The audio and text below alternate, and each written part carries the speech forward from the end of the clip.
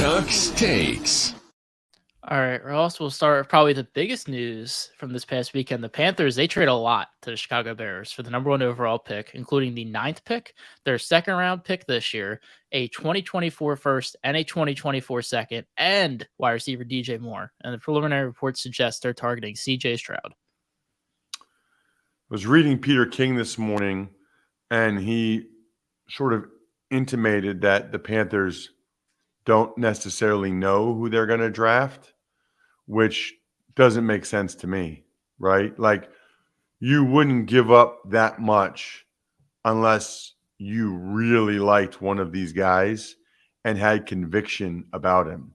So all these reports about they're not sure, they might even be willing to trade back, comical. I mean, they're not doing that. You don't give up this much unless there's a guy you love and you know you're going to get him, period. Love this trade for the Bears. There is no question. That's a lot. I mean, now they probably moved down a little bit further than they wanted to, from 1 to 9, but I think they made up for it by getting a second rounder, first and second round picks, and getting an accomplished receiver for Justin Fields in DJ Moore, because how else do you upgrade the receiving core? It's not a great draft for receivers, not a great free agency. So I think the Panthers kind of got the best receiver that was available, and he's somewhat affordable compared to what some of these other receivers are getting. So very, very seismic trade in the NFL, and it's interesting that it went down this early, you know. But I think the Panthers, before free agency, wanted clarity on their situation, which makes perfect sense to me. Tux Takes. Another big trade, the Los Angeles Rams trade Jalen Ramsey to the Miami Dolphins for a third-round pick and tight end Hunter Long. Well, the Rams are in an interesting spot now because they say that Aaron Donald and Cooper Kupp and Matthew Stafford are building blocks on the rebuild that they're going through here. But I don't know how long of a rebuild it's going to be. And how well will those guys all still be playing at that point? This has got to be frustrating and a little bit disheartening if you're Donald and Kupp and Stafford, because you're seeing some good players heading out the door, and you have to realize, boy, we're not really going to be contenders this year. That's tough. That's a tough way to go into a season. And as for the Dolphins, they are in an aggressive mentality. You know, I guess Ramsey wanted to go to the Dolphins, so that helps. They were able to lock up. You know, he was able to get the next 2 years of his contract guaranteed, which is good for him. Although for the Dolphins, it's not like they're paying through the nose. It's actually somewhat affordable, just the last 2 years of his salary, now that the Rams gave him so much of the money, you know, up front already. Tux Takes. The Commanders give Ron Payne a 4-year, $90 million contract with $60 million of that guaranteed. Well, he was, you know, on the franchise tag. And so I think a lot of people thought he'd play the 1 year, $19 million. But instead, $90 million over 4 years. So well more than he would have gotten from just the franchise tag. I mean, what is that? $22.5 million a year? That is remarkable. That's awesome. Good for him. He's a fantastic player. Had a really, really good year. I think he gets a lot of money in these first 2 years. The Commanders, what they get is they know that they got him for 4 years now, an important player at a premium position, and they also free up some cap space this year by not having him just 1 year, $19 million on the cap. Tux Takes. Going back to Miami, the Dolphins pick up Tua's 5th-year option of $23.2 million guaranteed in 2024.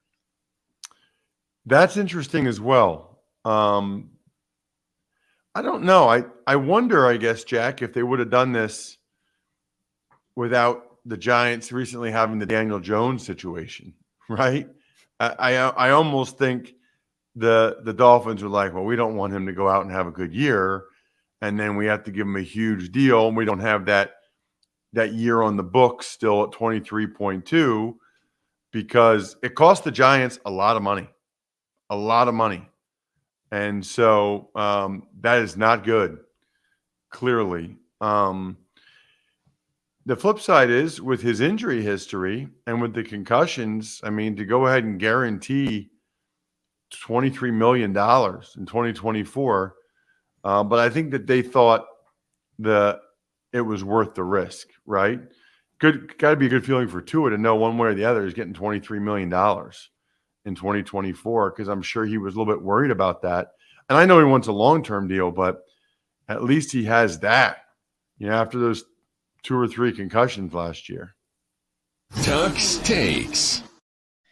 The Falcons re-signed defensive end Lorenzo Carter to a 2-year deal. The Niners re-signed offensive lineman Colt McKivitz. Texans signed wide receiver Robert Woods. Saints bring in tight end Juwan Johnson. The Buffalo Bills give linebacker Matt Milano a 2-year extension, and the Jets and Quincy Williams to a 3-year contract.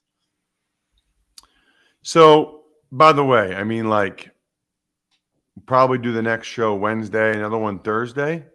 There's going to be a lot of news. You need to be watching or listening to this show because there's going to be a lot of things coming down the pike. The things that interest me there, Quincy Williams is the brother of Quinnen Williams. So obviously Quinnen Williams is in line for a huge contract, and they got the brother done first. Maybe they, and by the way, I love the way Quincy Williams plays. That guy is physical and plays for keeps.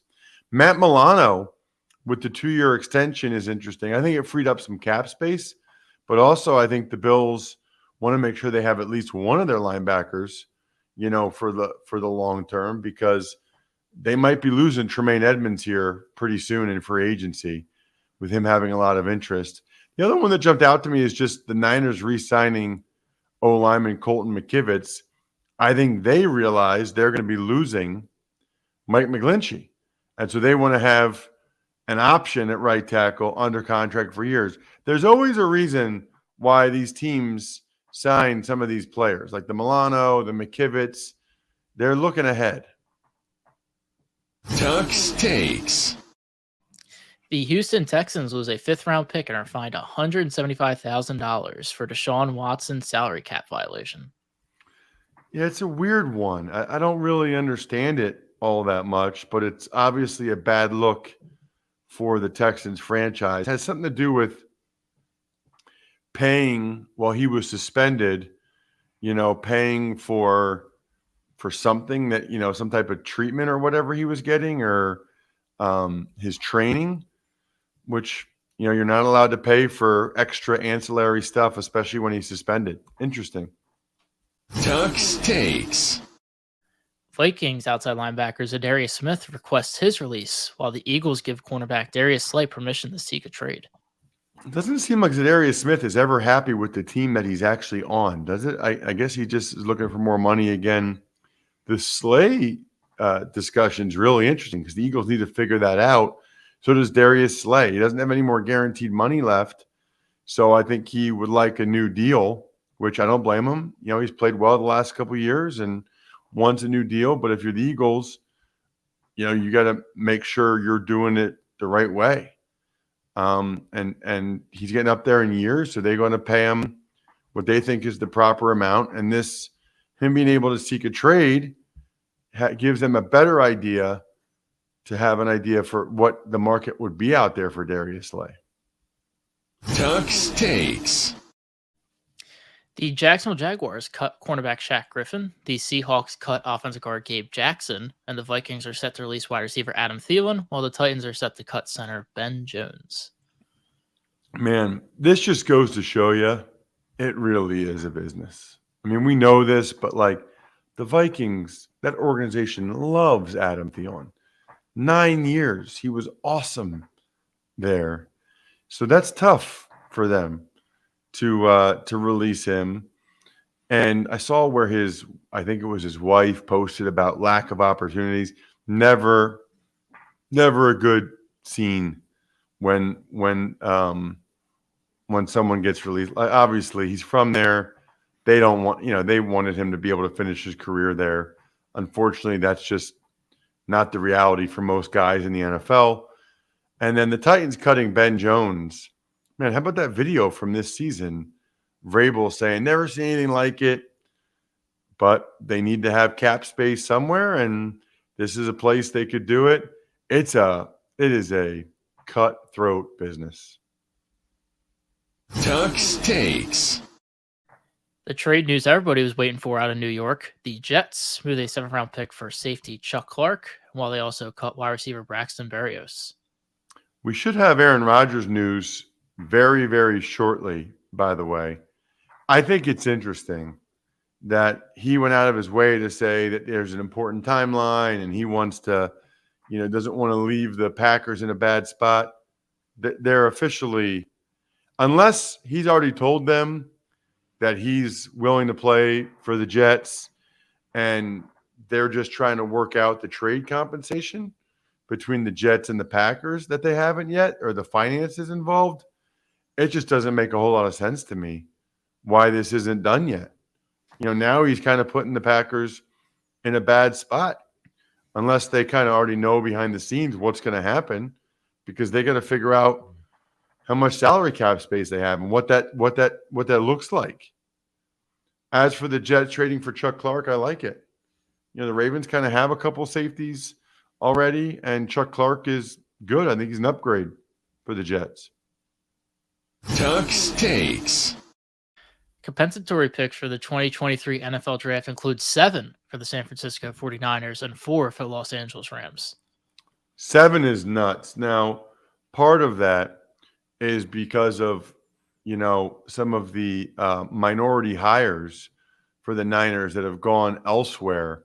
Rand Carthon to the Titans as a GM, D'Amico Ryans to the Texans as a head coach. That helps. If you lose a minority who gets either the head coaching job or a GM job, you get a compensatory pick for that. So the logic is incentivizing teams to hire minorities for lower positions and move them up through the organization. It's really, I think, a good way to go about it.